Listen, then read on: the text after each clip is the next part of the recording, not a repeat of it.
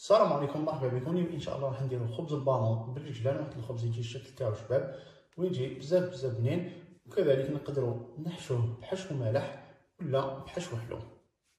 واش نحتاجو في الخبز تاعنا؟ هنايا عندي 300 ملل تاع حليب دافي اللي هما كاس ونص من هذو. عندي هنايا 70 ملل تاع زيت اللي هي تقريبا نص كاس. عندي مغرف كبيره تاع السكر فيها 25 غرام، مغرف كبيره تاع خميره الخبز فيها 15 غرام، مغرف صغيره تاع ملح فيها 10 غرام. ونحتاجو الفرينه. نروحو مباشره لطريقه التحضير. مع الحليب ندير السكر، نزيد الخميره ونخلطهم مليح. نزيد الزيت ونزيد نخلط. نبدا نزيد الفرينه بشويه،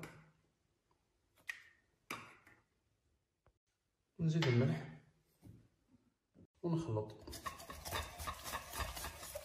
الان نبقى نزيد في الفرينه تدريجيا ولا بيدي حتى تبدا عندي عجينه تكون متماسكه شويه، متخلوهاش بزاف طريه، تكون شاده روحها شويه. اذا هذه العجينه تحسيت عليها تكون حاكمه روحها شويه، راح نجيبها قدامي وندلكها مليح حتى ترجع ليس.